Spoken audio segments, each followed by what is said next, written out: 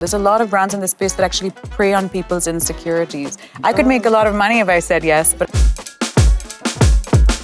most people don't know what a sex educator is. I get asked, are you a doctor? Are you a porn star? Like, why do you know this stuff? Like, sexual and financial agency are seen as such threats to the order. You get imposter syndrome always in your head, which I think a lot of young people and a lot of women struggle with. Being a girl boss is?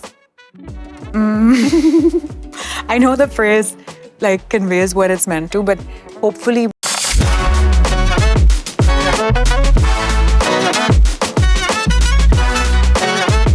Hi, I'm Sahiba Bali and welcome to another episode of Girl Boss, a show where we decode how successful women go from 0 to 1 in their fields, in their careers. We talk money, we talk finance, we also do a bit of gappe. Today, I'm very excited because this lady has taught me a lot and I'm really happy that she did because it really worked out. She has her own intimacy brand called Leezu. She's an educator, she's an author. She makes powerful content that helps women feel empowered. She's a great content creator as well. She is Leeza Mangaldas. Thank you so much for being here today. Oh my God, that's a mouthful. There's so much that you do. Thank you so much for that very kind introduction. And you do so much yourself. I feel like today it's hard to categorize people, right? We all do so many things. Yeah, that's true. And everyone's a content creator. Everyone is. Sex is such a taboo in India. And I'm sure you get this a lot. What made you actually dive, being a female, talking about sex and diving into this industry and creating a career out of it? How does that happen? I worked in television for a while as a TV presenter because at the time the internet wasn't yet, I'm 34. Yeah. I was 21 or whatever in like 2011. The internet was not yet some place where people thought you could have a career. I mean, traditional media still had I guess it was the last stage of its like stronghold on the public attention. You know, now who watches TV? I don't even watch TV. But at the time, it felt like journalism might be the avenue via which you can have an audience. It wasn't yet clear that you can bypass all these middlemen and be your own publishing platform, which I eventually have become. Television's so traditional. Nobody wanted a young woman talking about sex on TV. Yeah, I'm sure. So I ended up hosting. It was a little bit of a... But you know, you learn so many transferable skills. You don't get to choose what you... Often as a 20-year-old, you don't get to choose exactly But the confidence of being on screen and talking and things that you're actually good at because you did visual media. So, okay, so you did journalism in the beginning. I came here and worked as a journalist for several years before I, alongside, started this as a passion project, like my YouTube channel. Isn't it great when your passion project becomes a career and becomes the sole reason why you're earning and you see success and money? When did you start seeing that once you pursued this line? So, you know, I've actually never had I've never been an employee. Okay. I've always been a self-employed consultant, or however you want to like a freelance put it. Yeah, I guess that freelance somehow has the connotation of like you don't really do anything, which is really unfortunate. It is. But I think that I learned very young. When I was in college, you know, I was on a scholarship. It's super expensive to live there. I didn't have a lot of money. So I was working a job, and you could only, as an international student, work as something on campus. No, it just has to be a university-based job. You can't go get a job anywhere else. So I found that the highest-paying university job was Columbia's tutoring and translating services. So I was a tutor, and you would be paid by the hour. You'd be paid $60 an hour. That's crazy. Like $60 an hour, dude, yes. But I realized that if you can provide a very good product or service, if you're extremely competent at what you do, you stand to make more money if you bill for everything you do, as opposed to sit and warm a desk. I think that obviously some people like the security that comes from a predictable monthly income. But I think that also it was interesting to learn early on that if you do something well, you might stand to earn more money by charging every time you do it, as opposed to just sitting and like... waiting for that end of month to come and just... Or just like getting a job, basically, where you might not be put to your best... So that's interesting, but when you started off, was YouTube paying you for your videos? No, YouTube still doesn't pay me. YouTube demonetizes content about sexuality, unfortunately. Oh, they do? Yeah. So there's a lot of red tape on the internet around this. It's very hard to use the automated monetization options. Like, of course, there's some words that are blurred out. There's lots of censorship. It's considered not advertiser friendly. So I always had to earn an income elsewhere. Like the platforms themselves have never paid me. So now negligible. I mean, maybe your content about periods or something will be monetized, but not about sex and pleasure. It's typically demonetized, so it's not a significant source of revenue. So after you started creating content, when did the big check come and when did you see this career becoming a little profitable for you? When you cross a certain number of followers and you can command a certain price for collaborations with other organizations or brands, that's where you stand to make some money. Or, I mean, I've also written a book and done a Spotify exclusive podcast and now have my own brand, so you can also create assets of your own. Because I honestly also didn't love working with brands. Some people do like it, but I think especially in the space of sexuality, there's like so few brands I can even stand for. There's a lot of brands in the space that actually prey on people's insecurities. I could make a lot of money if I said yes, but I cannot in good conscience recommend any of that stuff, which is why I started my own brands, because the only products I truly believe in, I think are life-altering and were for me, and that I talked about long before I even ever knew I'd be in a position to start a brand, were toys and lubricant, because they solve for two of the most common issues, a lack of pleasure and discomfort or pain during sex, you know. Does sex sell? See, if I wanted sex to sell in the way that sex typically sells, I could, maybe I'd sell more like this. Maybe I should get into every video in a bikini and be like, buy my sex toys. You know, but I talk about sex the way I would talk about a recipe or the weather or something. Like, it's almost taking the sexy out of it a little, dude. It's like, bro, like, buy a toothbrush, buy a vibrator, like, it's just gonna make you live a better life. If you don't care about sexual rights, if you don't care about pleasure and you're just doing this because you would also be happy to sell pickle or peanuts or doorknobs, go sell pickle, peanuts and doorknobs. I don't know whether sex sells. It's like saying, does food sell? Like, we all want to eat, dude. You know, and most people want to have good sex. So, of course, it sells.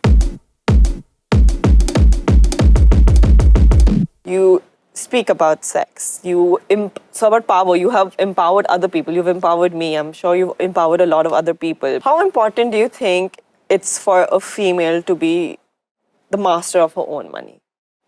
Oh my God, it's so important. And again, I wish it wasn't such a fight for many.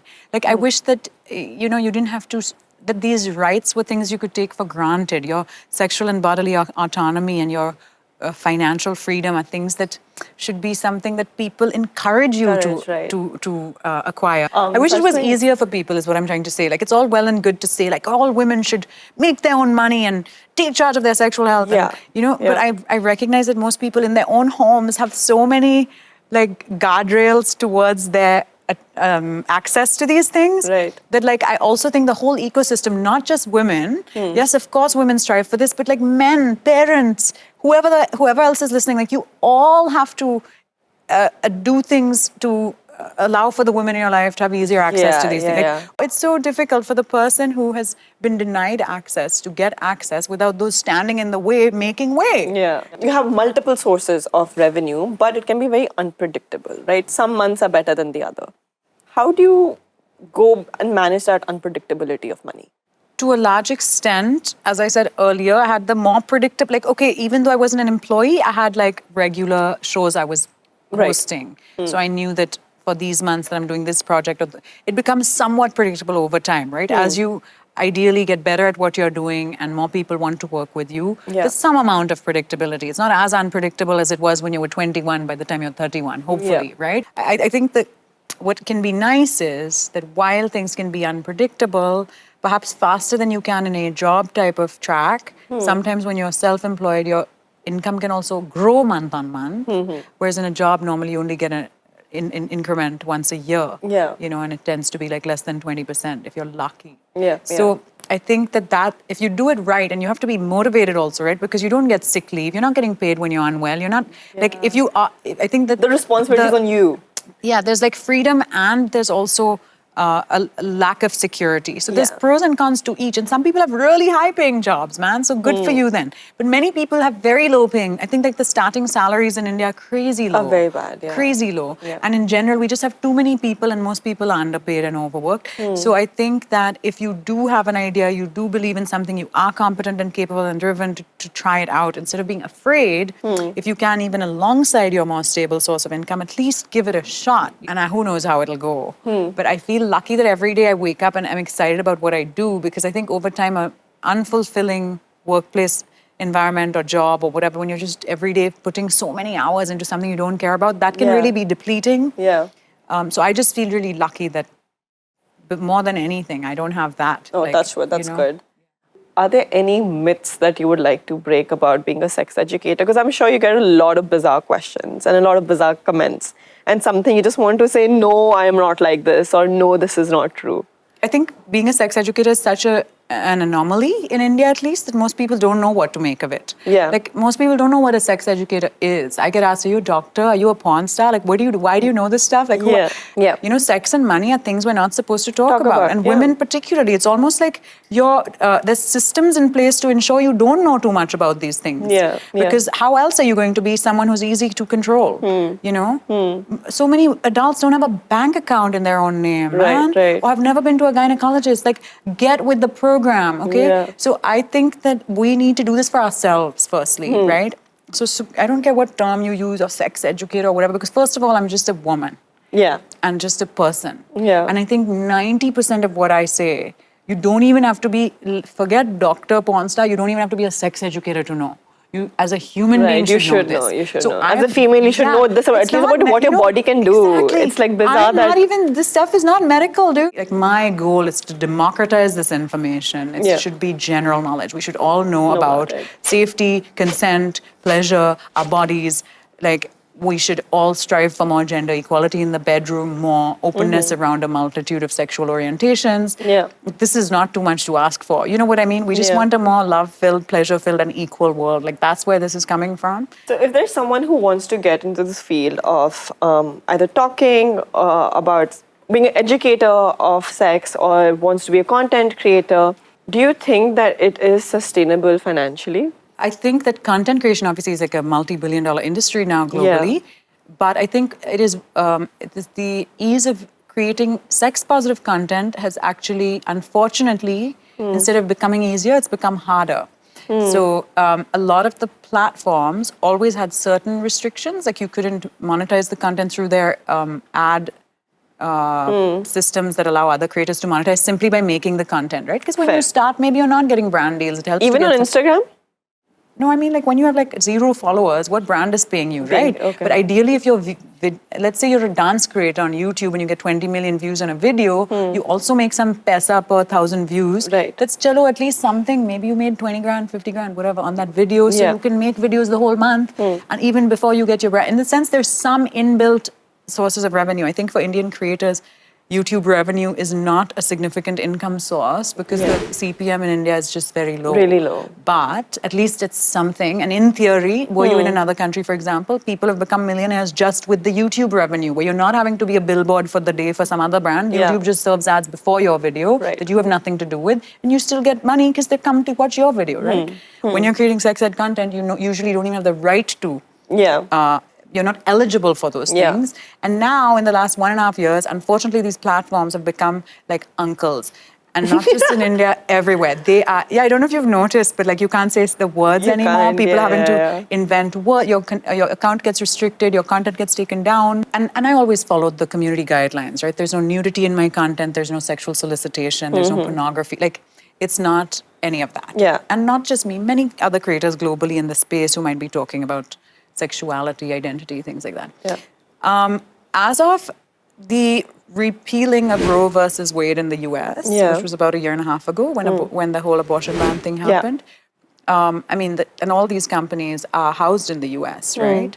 I noticed that even organic content, particularly around women's reproductive health and rights, was getting restricted like never before. That is so unfortunate. And I mean, anyway, their ad policies and stuff have for a long time been very bizarrely misogynistic. Like, you can advertise Viagra, but you can't advertise vibrators. A lot of the policies around what is considered, okay versus not okay tend to be very heteronormative. Queer bodies and queer people are censored disproportionately, trans people as well.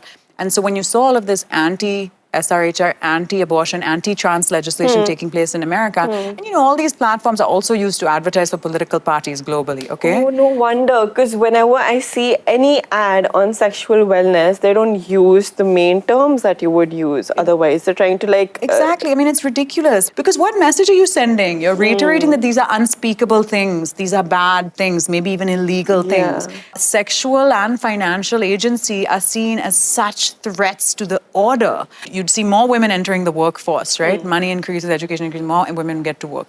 But in fact, when a family moves out of like financial insecurity to a place of financial security, they withdraw their women from the workforce because you were never working for yourself anyway. Do you know what I mean? It's a funny one, right? It's like work is seen as this place where you'll have both financial and sexual agency in a weird kind of way. We don't want women getting too smart and making all these choices and having their own money and like having sex on their terms.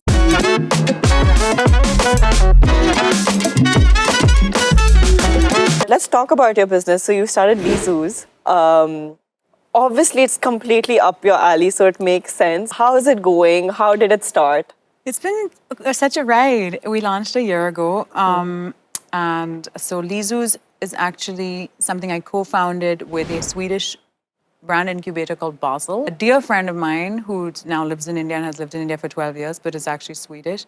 Her name is Hanna Stromgren. She's been working in various capacities to build brands over the last decade. And I have been in this sort of like sexual education and pleasure and all of this as a creator. And we have always admired each other's work and just, when you just have always believed in each other also, like long before we do what we currently do, we always thought we'd do something together. And she was heading this brand incubator. I had my own strong personal brand, and we were just like, here, this is our opportunity. Like, we've got to create a pleasure brand together. The idea kind of emerged during the pandemic. I think that it took a year and a half or so to just develop the brand and like some products that we were happy with and things like that. And we launched in 2023. And everyone wants orgasms. Do you foresee larger demand coming? How are you, I mean, I think, there've also been people, like big mainstream, like MNCs that were doing, like Durex, something like that. Actually, why am I giving any free publicity to cut? Oh, no, I'm joking. Anyway, big condom brands have like, some kind of vibrating products already in like Kirana stores. You can get like a vibrating ring at the pharmacy. Like things have changed. India's a good place to be. You can get good toys easily. But as of 2 years ago, you couldn't, and growing up, I mean, as a young person, whatever, in my 20s and stuff, it wasn't available here and people would try and get it when they go abroad, bring back for their friends or things like that. And to this day, I think not everybody knows that there's great products easily available or don't feel like sufficiently comfortable using them, but it's rapidly changing. But considering the prices of such devices, do you have a target audience that's very specific? We've had to bring the prices down, honestly. 10 years ago, when you were trying to get a product like this on the internet, you were going to have to go through some marketplace that was importing. They were selling it like above 15K per product. Wow. It was really hard to get something in India. And trying to buy my first vibrator in India in like 2011. It was that I ended up spending like 20 grand. I just like saved for 5 months to buy a vibrator. It's crazy. So we've actually brought the prices down. It's players like us that have helped. I wish it was even cheaper. But also the electronic products, they're expensive to manufacture. I hope with scale we can have every desire to make pleasure affordable and accessible. But I also, like many of these products going into your body, I can't be using porous materials, cheap materials. Do you know what I mean? There's some amount of cost that goes into cost it. that is, unless you have incredible scale, I don't know how to overcome those costs yet, but I am on it. Trust me, like I want pleasure to not just be for rich people. But many people don't know this, that like already to be able to buy a vibrator for like under 5 grand is massive progress. Is it easy to find that kind of investment for a sexual wellness brand currently in India? Or do you think there are restrictions where some investors are like, no, not this industry? I think that, of course, it's a tricky space. Yeah. I think different people have different appetites for risk. I definitely think people are venturing into this space, recognizing there's unmet demand, but it is not an easy space to navigate. And I think that I think that people who come into this, I think what I'm seeing is a bunch of people entering the space because they see it as a quick, get rich quick or some, I don't know, blue ocean, so we'll just enter. If you don't actually care about this, like don't enter it. Because it is not easy. If you don't care about sexual rights, if you don't care about pleasure and you're just doing this because you would also be happy to sell pickle or peanuts or doorknobs, go sell pickle, peanuts and doorknobs. Seriously. Like this is not easy to navigate space. It's also a space where you can do more harm than good if you don't actually know what you're talking about. I really think if you want to be an entrepreneur in the sexual wellness space, it should come from a place of actually wanting to make things better in this space. Because it's just not a product. I discussed the restrictions on all these platforms. It's not straightforward to be able to market your products. So I think people underestimate that.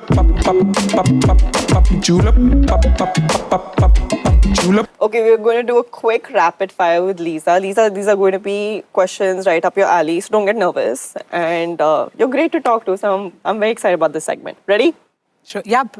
Okay. Top 3 things that bring you pleasure in life. Sex, food, art, nature. 4 things. 4 things. Top 3 career moves you are happy that you took. That I quit TV to become a content creator, that I wrote a book, that I started Leezu. Ooh. Top 3 things that you wish girls could unlearn. Gosh, so many things. That your appearance is probably the least interesting thing about you, that you deserve both financial and sexual agency and autonomy, and it is not shameful to have either. Yeah. And that marriage is overrated and also something you can opt out of if you want. Top 3 lessons for other creators who want to enter the space of sex ed. It's a minefield out there right now with the restrictions. Things have changed a lot. So I feel like I would have given more straightforward advice 2 years ago. But right now, we're all figuring it out. Yeah. It's like playing whack-a-mole. You just gotta hope your account's not taken down tomorrow. Yeah. So get creative. Let's try and find code words for every sex word out there. But what else? But do it anyway, man. Do it anyway. If you have nothing to lose and you have an alternative source of income and you care about this, just talk about it. The more of us who talk about this stuff, I think the better it is. That's how you collectively just change the dominant perspective. Nice. One thing you want to tell your trollers? Dismantle your shame. Probably wouldn't be trolling me if you weren't so ashamed. Oh, yes. Top 3 biggest financial lessons of your life. So the power of being your own boss, if you're able to do so effectively, you stand to make more money than you would if someone else is your boss. Yeah. Save and invest. Yeah. If you can figure that out smartly, that can also just, before you know it, you just have some money in the bank. Top 3 biggest paychecks. I think the biggest one's yet to come, Sahiba. Oh. Top 3 financial mistakes of your life. I don't want to jinx it. I've been quite cautious, I think. Financially, I've always been cautious. I think maybe also all of the stuff I've already said, I think an appetite for risk, especially when you're young, can also serve you well sometimes. Sometimes you just got to have the balls and believe in yourself. I think my biggest mistake actually has been a lack of self-belief. So other people have made money on me because they bet on the right horse and I didn't take that. Believe in yourself. Yeah. If you deserve it, you should ask for it. Invest in yourself. Yeah, negotiate more also. I feel like it took me, I should have been a better negotiator younger, asked for more money, asked to get paid more, asked to, it almost seemed how can I? You know what? That's so true because I think that was also my biggest mistake. If somebody was offering me some kind of my work, I was like, yeah, I will do this for peanuts because you're giving me work. Exactly. I think both knowing your worth and then adding GST and also, and also being able to say no to money, being able to make financial decisions that are ethical also, I think is something that's so important. How have you managed to negotiate, ask for money? Because you said that earlier you couldn't ask for money, and I'm hoping that mindset has changed. Whether it's with your publishers or whether it's with a brand or it's with investors, how has your mindset towards asking for money changed? Do you remember? Yeah, I think in my 20s, I was much less confident talking about or asking for money or negotiating for myself. Yeah. And I think that and while I used to think it's because I don't yet have a track record, so I'm like having to tell somebody that I think I'm worth X when I don't have much to show for it, whereas today I have all of this stuff to show for it, so like it's easier. And I think maybe in general, young people, unless they've already done something extraordinary in their first job or something, might have less negotiating power than a person further along in their career. But I also think there is a gendered aspect to this where a lot of men are conditioned from a younger age to be more assertive about these things, and women are not. You know, I mean, in general, as a woman, sit with your legs crossed.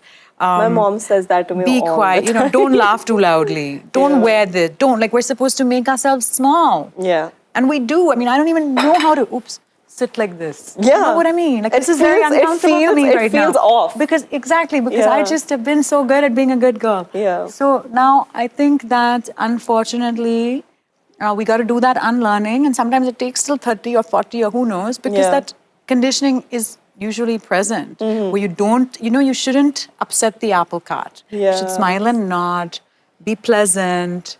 Do you know what I mean? And so I think negotiating can sometimes be a little unpleasant. Yeah. You're having to disagree. For me, conflict of any sort, even a negotiation registered like just a conflict. confrontation in general. Like saying, no, I disagree, or like, this is what I would like. Asserting your preferences, having differences and asserting them. And then they'll judge you for doing that. Otherwise, they'll be like, oh, she's bitch, she's hard to work with, she's a diva. I mean, sometimes, but what I'm also realizing is that some people like actually like ask and you shall receive. Yeah. Like if you don't ask, no one's going to give it to you. Like part of me used to think like why am I even in a position where I have to negotiate? Like these people should be reasonable. I'm doing so much. They should offer to pay me more. That ain't going to happen. Yeah. But if you ask for it, you might be too valuable for them to lose, and they might give it to you. My dad told me this. He's like, what's the harm in asking? Just ask. And then see what happens. And you can ask politely, you can ask, but firmly. So from accounting books, let's come to your book. I wanted to understand, how does one actually have a passion project and turn it to something like a publishing aspect, an asset that you have? How is the feeling to get a book in your hands and actually share it with the world? I was excited to be able to do it. I'd always been super nerdy, wanted to write a book at some point in my life. But then HarperCollins commissioned the book and one of the best publishers in the world. Like, we want you to write a book. So I was like, okay.